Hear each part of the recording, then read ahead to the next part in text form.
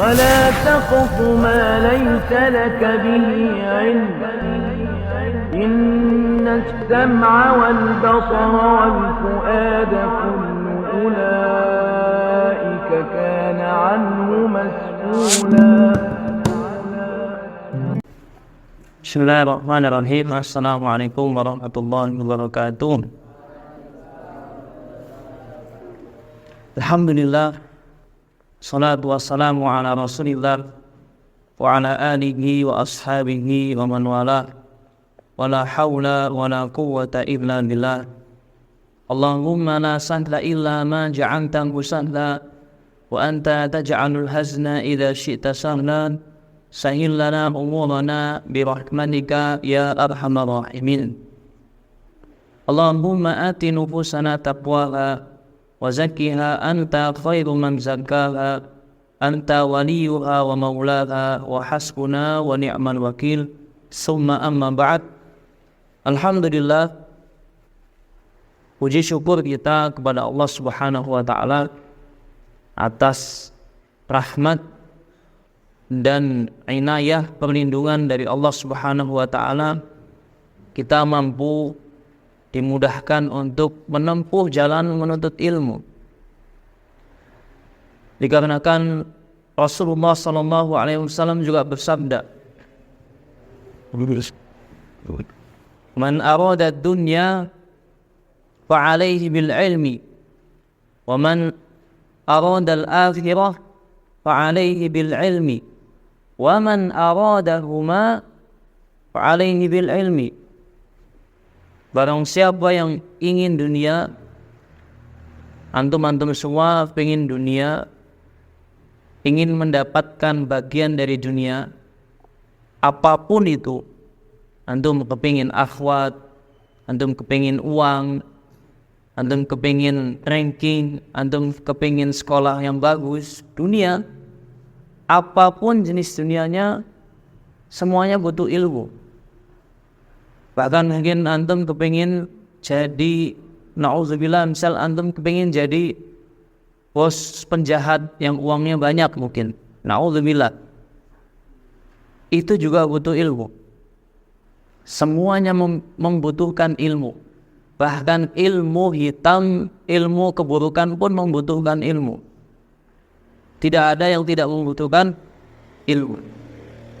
Wa man aradal akhirah, dan barang siapa yang menginginkan akhirat, fa 'alaihi bil ilmi, maka dia juga pakai ilmu. Kamu kepingin sholat, ibadah, pakai ilmu. Kepingin masuk surga, pakai ilmu. Kepingin menghafalkan Al-Quran, pakai ilmu. Kepingin beradab kepada guru, pakai ilmu. Kalau tidak pakai ilmu, nanti rusak. Nanti jadinya cara dia mendekatkan diri kepada Allah terjerumus dalam hal-hal yang khurafat, hal-hal yang menyesatkan. Menghormati guru, memberi salam kepadanya, saliman kepadanya, mencium tangan kepadanya, bagian dari menghormati.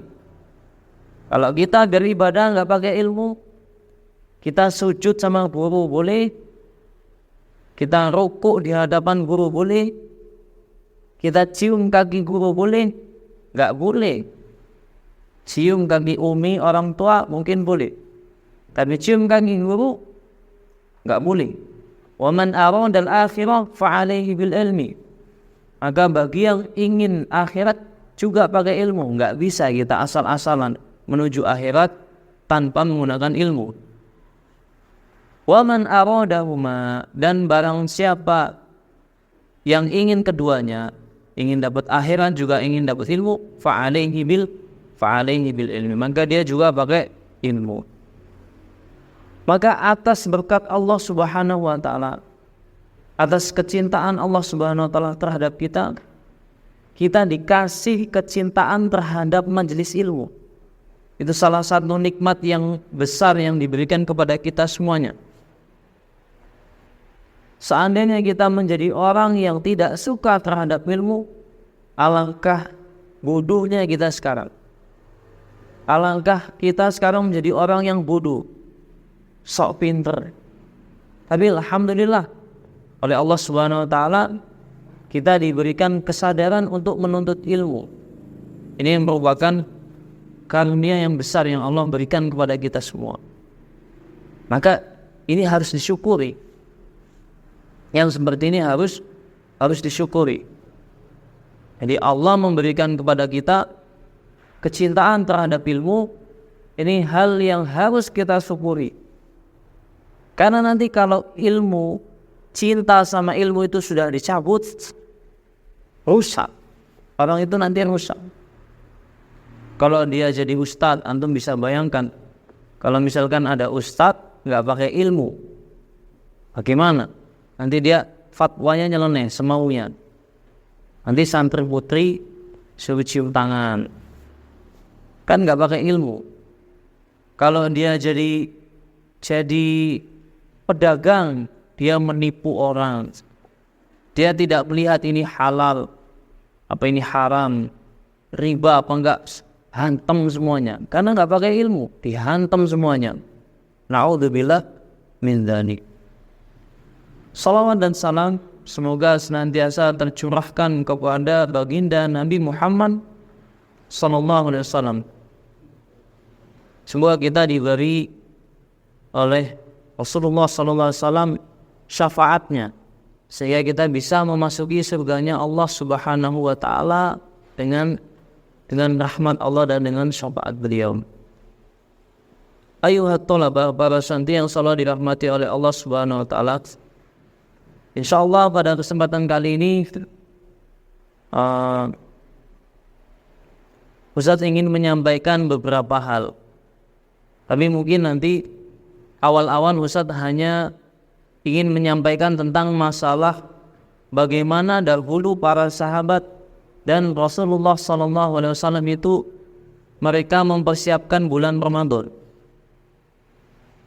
Kemudian nanti yang kedua ada sedikit pengumuman dari Ustaz. Disebutkan oleh Al-Imam Ibnu Rajab Al-Hambali,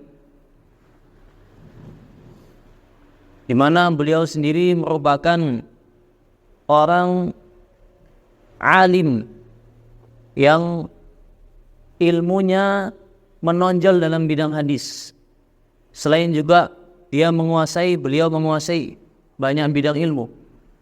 Tapi di antara kelebihan Imam Ibnu Rajab Al-Hambali, selain dia menonjol dalam bidang hadis, di antara hal yang menonjol dari Imam Ibnu Rajab adalah kemampuan hikmahnya. Jadi hikmah atau tulisan-tulisan Al-Imam Ibnu Rajab Al-Hambali itu tulisannya di situ banyak terdapat hikmah-hikmah yang bisa kita petik, yang terkadang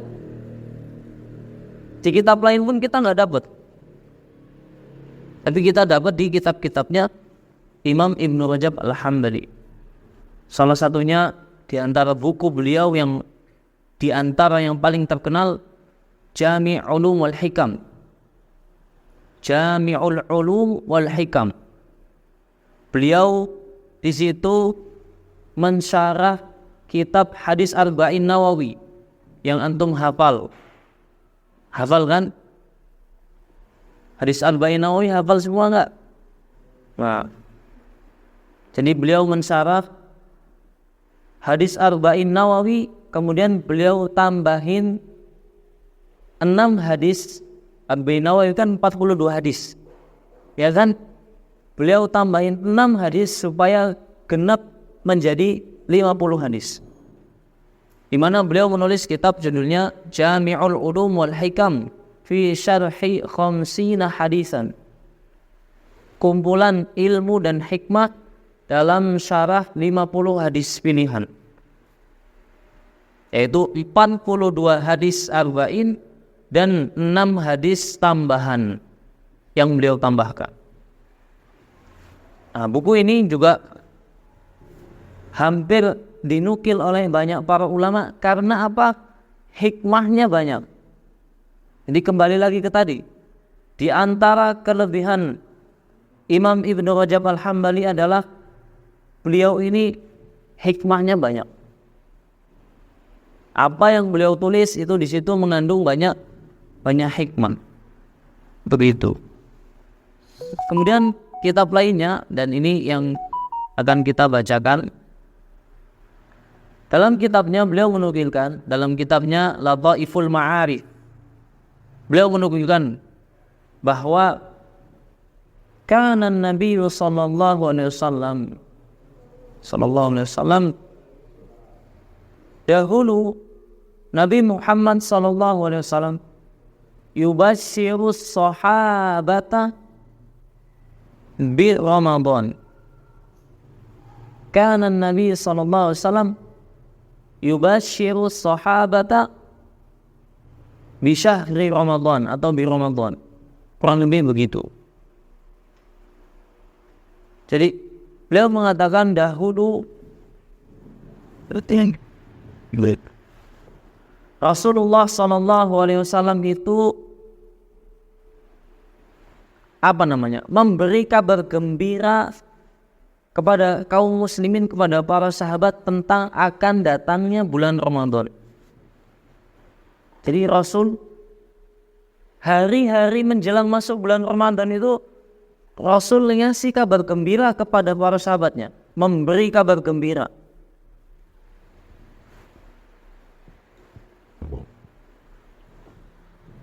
Seakan-akan seperti akan kedatangan sesuatu yang membahagiakan begitu loh.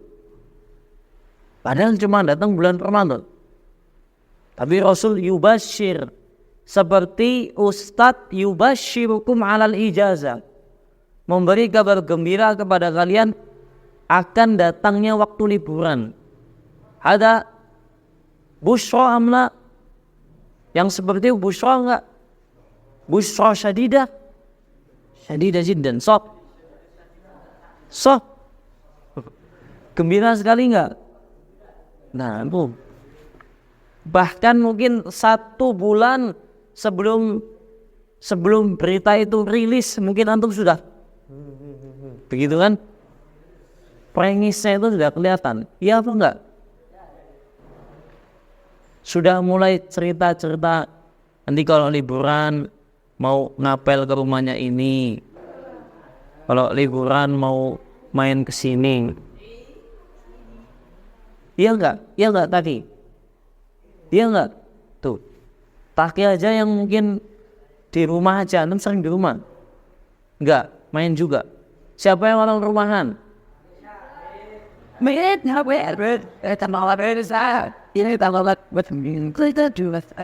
Rama, kamu udah mempersiapkan liburan belum? Belum.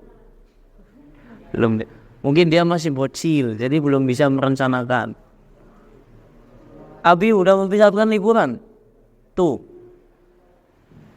Jadi kanan Nabi SAW dahulu, Nabi Muhammad SAW itu yubashiru sahabata bi Ramadan atau bi syahri Ramadan.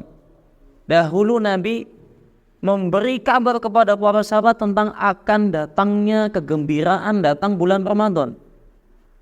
Sebagaimana santri akan diberi kabar datangnya waktu liburan. Persis begitu.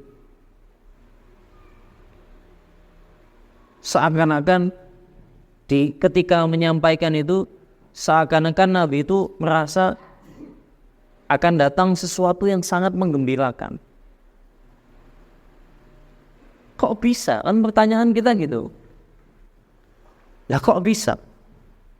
Seberapa menggembirakannya bulan Ramadan sehingga hampir semua nukilan yang disebutkan kepada para salaf, sahabat Rasulullah, tabi'in, atba'ut tabi'in, semuanya mengindikasikan bahwa sebelum datangnya bulan Ramadan mereka sudah berlomba-lomba menyiapkan amal, berlomba-lomba menyiapkan sedekah, berlomba-lomba menyiapkan hati, pikiran supaya masuk Ramadan kegembiraannya sempurna.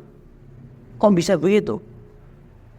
Jujur nih ya, dulu Ustadz, ketika Ustadz masih kecil, masih SD, atau bahkan masih SMP, suasana Ramadan di Indonesia itu belum sesemarak ini.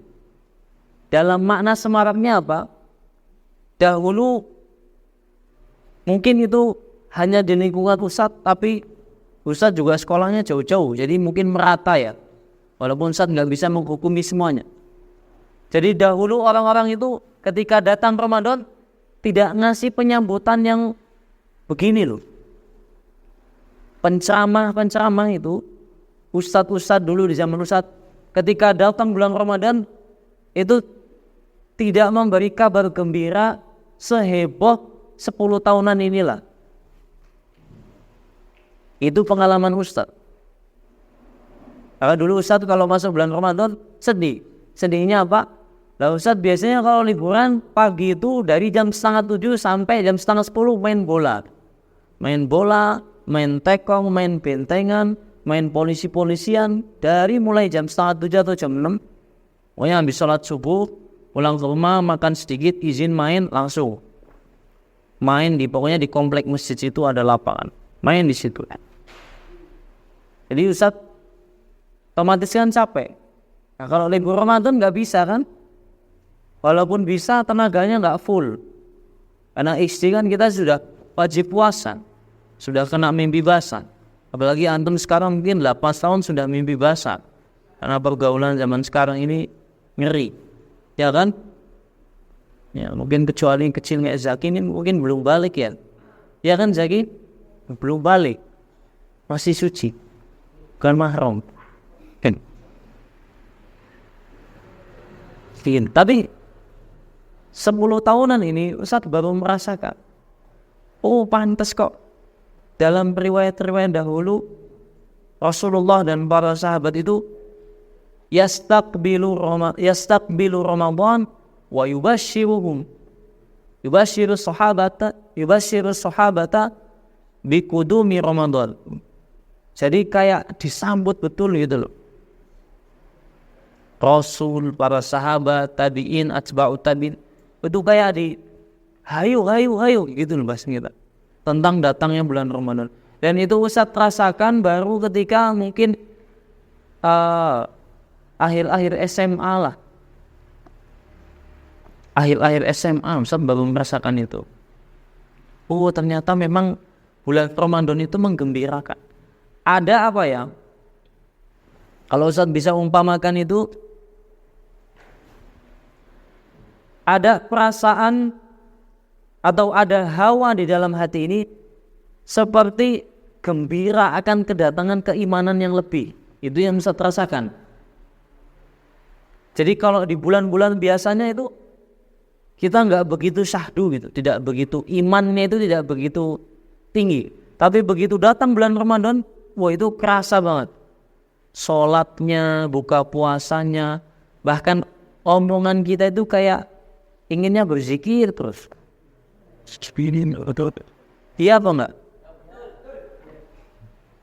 Itu yang Ustaz rasakan. Jadi senang. Oh, Ustaz baru tahu. Ternyata begitu. Mengapa kemudian disebutkan dalam riwayat-riwayat bahwasanya Nabi yubashir as-sahabata biqudumi syahr Ramadan. Nabi benar-benar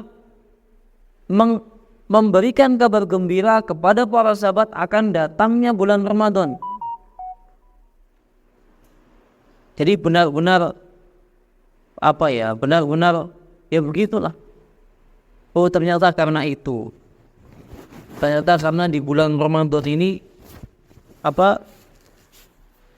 benar-benar keimanan kita ditambah.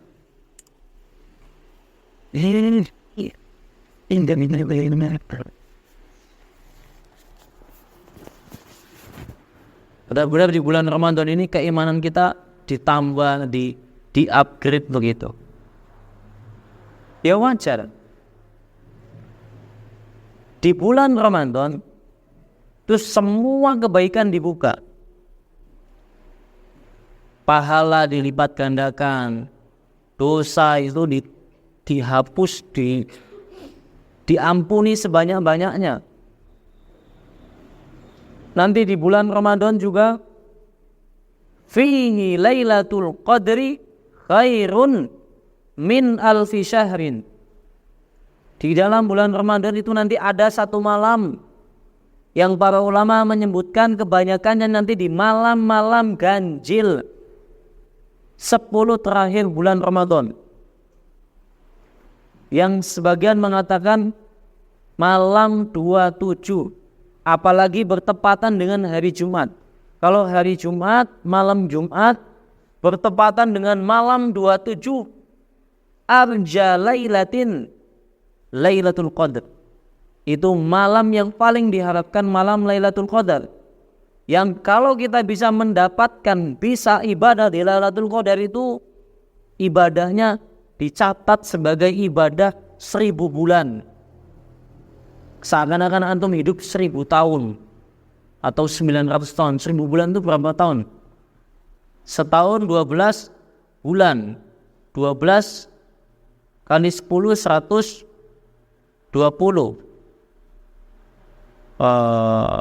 12 kali 1000, nggak tahu lah, hitung sendiri lah. Yang penting kathah lah, bahasa Perancisnya itu kathah. Banyak lah pokoknya. Yang Ustadz sedihkan itu apa? Antum kan dari sekarang udah dikasih tahu ya, persiapkan bulan Ramadan, lahir batinnya disiapkan, minta maaf kepada semua teman-temannya.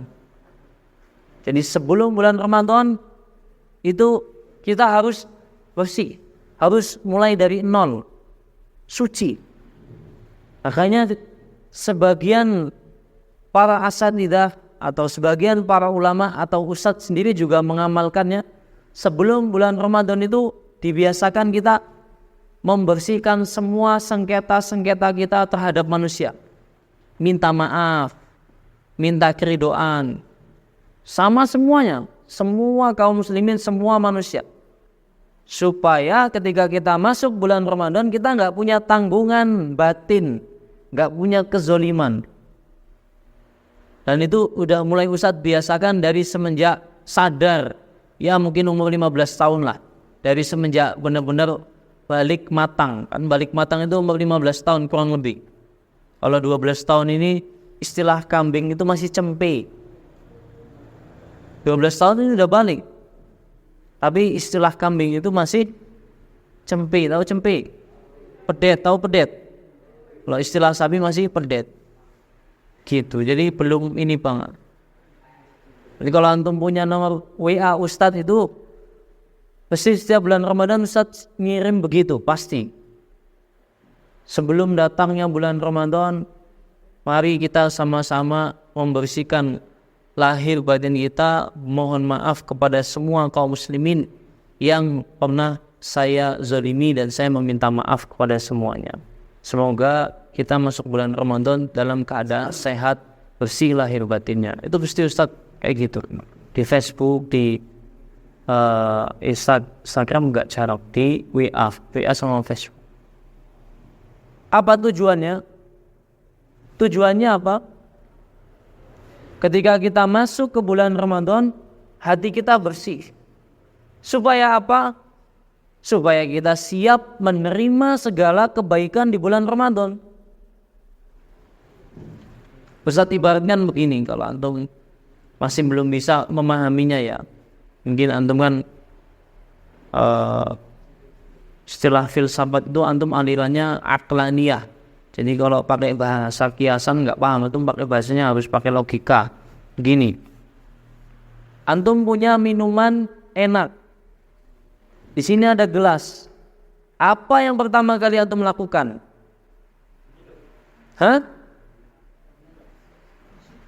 Antum punya minuman enak dalam sebuah botol. Di sini antum punya gelas. Apa yang pertama kali antum cek? Apa yang pertama kali antum cek? Apa Abdullah Kiai apa? Gelasnya. Apa yang dicek? Masya Allah, seekor Abdullah. Masya Allah. Nah, benar. Ketika kita di sini ada minuman bagus, apalah misalkan minuman yang enak itu apa? Jahe hangat lah misalkan ya. Jahe hangat enak nggak? Anak muda biasanya nggak suka jahe hangat ya. Sukanya apa? Pepsi, minuman-minuman Yahudi, ya kan? Minuman Israel itu diboikot itu. Ganti yang lain, masih banyak.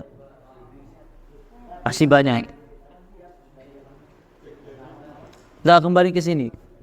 Antum punya minuman enak. Apa yang pertama kali dilakukan? Pastikan gelasnya bersih. Pastikan gelasnya bersih. Percuma antum punya minuman enak, gelasnya kotor, dituang, kotor, diminum enggak? Kalaupun diminum, campur-campur rasanya. Antum yang ngerasain minuman enaknya, yang ngerasain kotorannya. Apalagi kalau kotorannya misalkan bekas kencing kucing misalkan. Gimana rasanya? Sedap enggak? Iya kan? Maka yang paling dipastikan pertama kali sebelum kita menuang sesuatu yang enak, yang kita pastikan pertama kali adalah bahwa gelasnya bersih, dicuci, dibersihin. Kalau gelasnya sudah bersih, tinggal dituang. Ketika kita minum, gimana rasanya? Seger. Itulah perumpamaan kenapa dahulu para salaf, para sahabat Rasulullah SAW, para tabi'in, atba'u tabi'in, sebelum datang bulan Ramadan, kenapa mereka meminta maaf, membersihkan hati mereka, yubasyir, memberi kabar gembira, mempersiapkannya. Karena begitu masuk Ramadan, tinggal siap nadah, tinggal siap mewadahi kebaikannya. Maka kalau kita nanti masuk bulan Ramadan, gelasnya masih kotor, seperti kita minum minuman yang enak tapi masih ada kotorannya, nggak enak. Orang-orang sudah pada suci bersih, kita masih dendam, masih berbuat zolim, masih iri, masih dengki, masih emosian, nggak pas. Istilahnya minum Sprite tapi ada tai tikusnya, seger nggak? Kan nggak pas. Nah, mungkin pakai bahasa logika sederhana gitu antum bisa lebih memahami. Ya Abdullah ya, Idris paham nggak Idris? Paham? Paham Idris? Wah, malah mesem-mesem lagi. Paham ya? Bahasanya insya Allah sudah sederhana sekali. Itulah kenapa Rasulullah SAW mempersiapkan para sahabat dan keluarganya untuk menyambut datangnya bulan Ramadan. Ini penting untuk kita sampaikan kepada antum semua, supaya apa? Supaya antum juga bisa merasakan apa yang dirasakan oleh para sahabat dan Rasulullah SAW. Jadi ada kegembiraannya. Sudah mulai gembira belum antum? Sudah merasakan kegembiraan, wah mau datang Ramadan. Sudah. Apa yang buat antum gembira? Buka puasa. Buka puasa apa tarawihnya? Persiapkan para sahabat dalam rangka menyambut bulan Ramadan. Maka Ustadz juga ingin menerapkan ini. Kemarin diumumkan, insya Allah nanti ada kajian tarhib Ramadan. Kajian apa ini? Ya, menyambut bulan Ramadan. Oh begitu. Nah, ternyata setelah Ustadz baca-baca, dahulu Rasulullah juga seperti itu. Jadi yang seperti ini memang sunnah. Disunahkan kita juga usah tularkan ke antum. Misalkan antum nanti pastikan antum akan menikah semuanya, pasti antum akan memiliki keluarga, kecuali yang memang sudah bertikad bertekad untuk tidak menikah. Misalkan kayak Hafzi ya, kamu nggak mau nikah Hafzi? Mau. Antum kan pasti akan menikah semua. Nah, Ustadz begini mengingatkan antum supaya mari kita menyambut datangnya bulan Ramadan dengan senyum, dengan iman, dengan memperbaiki hubungan kita terhadap manusia, dengan keimanan, keakhlakan, supaya apa? Nanti dicontoh sama antum. Nanti misalkan kalau Afzi misalkan sudah nikah dapat orang jengglong, nah nanti Afzi sebagai kiai yang di sana dia yang mengingatkan masyarakat jengglong misalkan. Wahai masyarakat, ayo sama-sama kita hidupkan bulan Ramadan. Minta maaf kepada semuanya, minta keridhoannya. Adakan acara-acara yang menyemarakkan bulan Ramadan, misalkan buka puasa bersama, sahur bersama, tarawih bersama, membatalkan puasa bersama misalkan. Buka puasa, ya kan? Begitu. Supaya dicontoh. Juga nanti ketika antum di rumah, hidupkan suasana Ramadan yang penuh keimanan. Nanti kalau misalkan Idris sampai ke rumah diingetin bapaknya, Pak ini bulan Ramadan, ayo bayang ngaji Pak.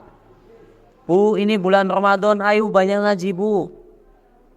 Neneknya diingetin, niki sampun. Apa lagi? Bulan itu bahasa Jawanya apa? Itulah. Niki sampun sasi Ramadan. Ayo kiambak apa namanya? Sareng-sareng disambut bulan Ramadan. Kayak gitu. Ya, Idris ya. Kamu hidupkan suasana bulan Ramadan di rumah itu diingatin. Ngaji yang banyak. Kalau perlu kalau di sini ya nanti ada yang bulan Ramadan itu nggak pernah ngaji, ditulis di pintu rumah. Mari mengaji. Ditulis di pintu-pintu rumah. Atau kalau kamu punya kamar pribadi, jangan masuk kamar saya kalau belum mengaji. Wah. Kalau antum bisa begitu, kan orang tua mikir, wih, anak saya ini keimanan udah ngeri banget ini, ngalah-ngalahin Habib Rizik, ya kan? Misalkan begitu. Jangan biasanya santri ini begitu masuk bulan Ramadan, mentang-mentang banyak waktu kosong, langsung duduk berempat.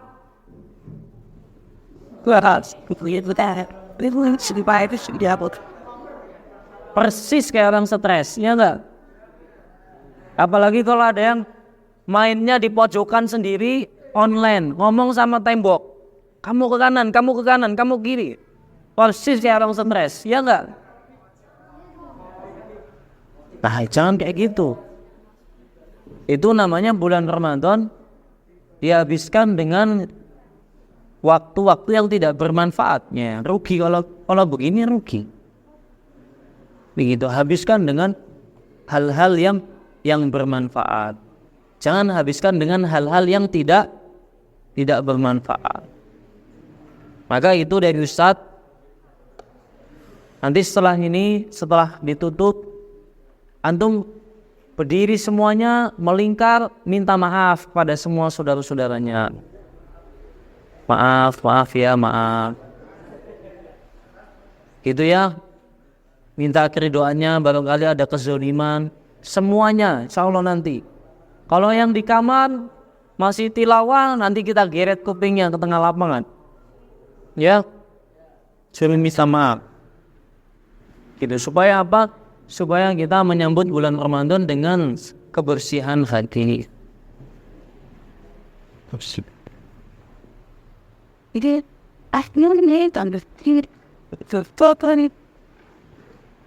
begitu. Jadi enak kita masuk bulan Ramadan. Itu tentang Ramadan. Terakhir, dengarkan baik-baik. Terakhir, sebelum pengumuman. Rasulullah SAW dalam hadis riwayat Ahmad, setelah beliau menyebutkan tentang keutamaan bulan Ramadan, syahrun mubarak, kemudian syahrun tughlaqu fihi abwabul jinan, kebalik nih, tuftahu fihi abwabul jinan wa tughlaqu fihi abwabun niran. Bulan di mana surga itu dibuka selebar-lebarnya, neraka ditutup serapat-rapatnya. Setelah Rasulullah SAW menjelaskan tentang keutamaan bulan Ramadan, di akhir hadis, dalam riwayat Ahmad, di akhir hadis ada satu kalimat yang menurut Ustadz antum perlu simak baik-baik ucapan ini. Yang ucapan ini sekaligus sebagai cambuk pengingat kepada kita semua. Apa kata Rasulullah di akhir hadis itu? Faman, qala Rasulullah SAW sebagaimana dalam hadis riwayat Ahmad, faman haruma min khairihi faqad haruma, atau faman haruma min khairiha faqad haruma. Apa kata Nabi SAW?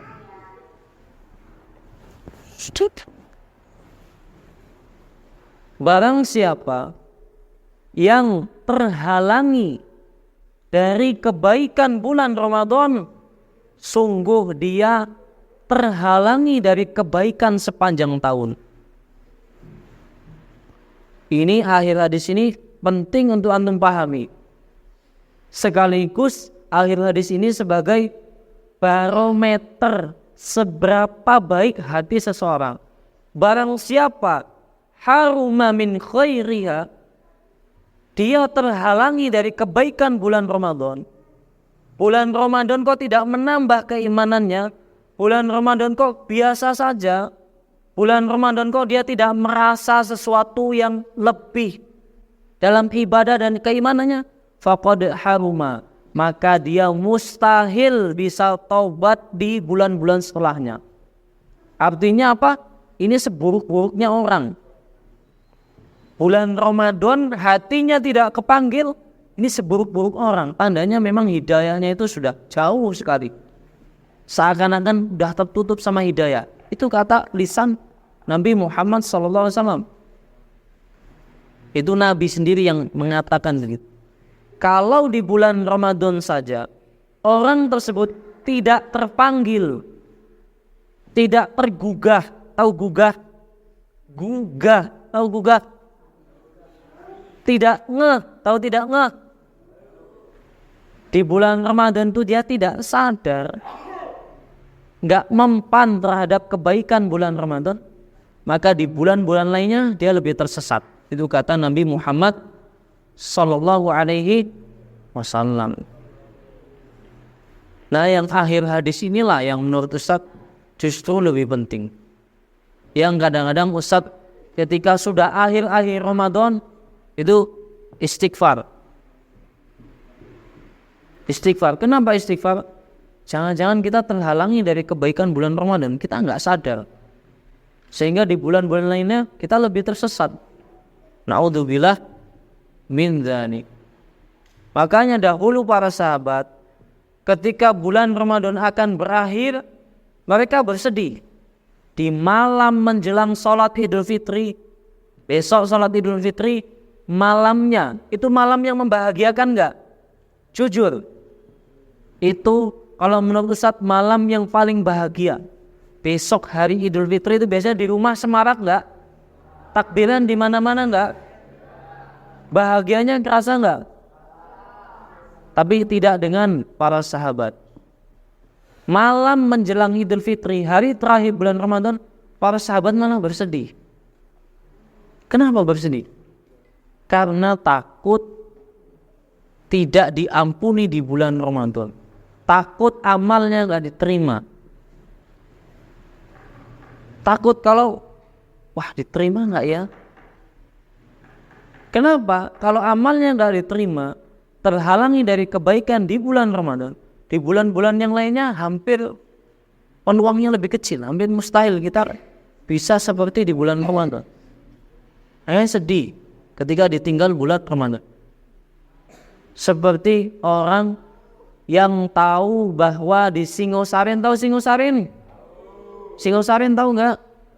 Toko HP. Antum tahu di Singosaren ada diskon 80% semua HP second. Membahagiakan nggak?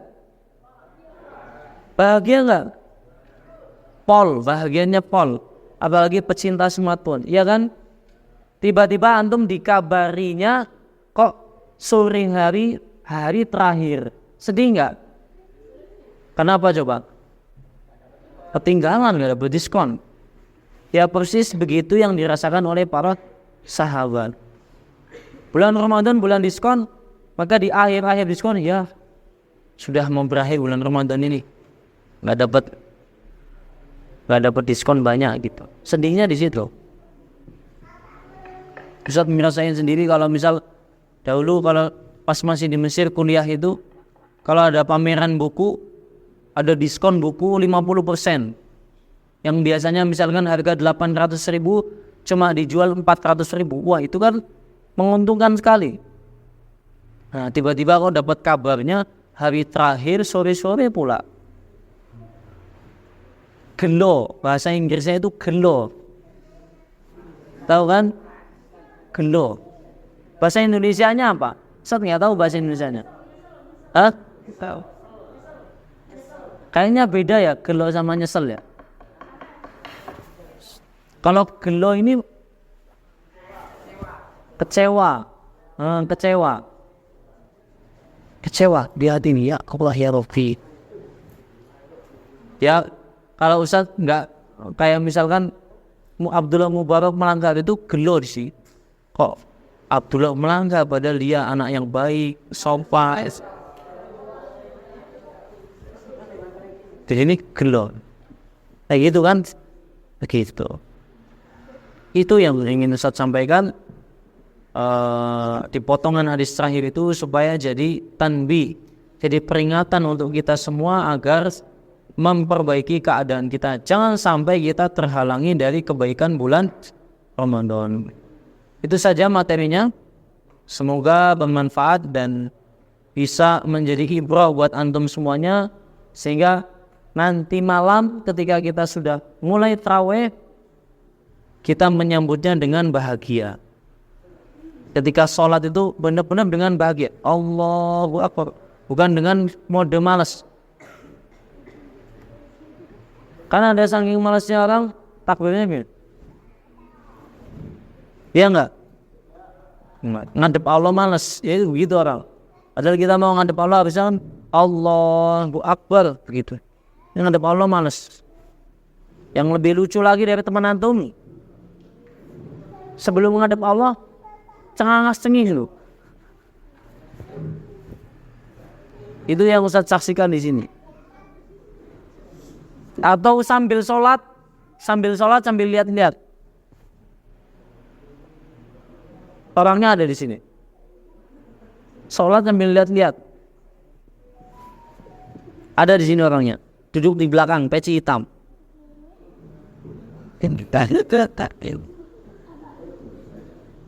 Orang Solo.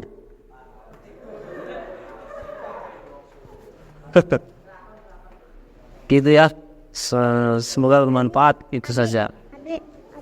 Sudah ditolak teman juga kalau buat WhatsApp teman hidup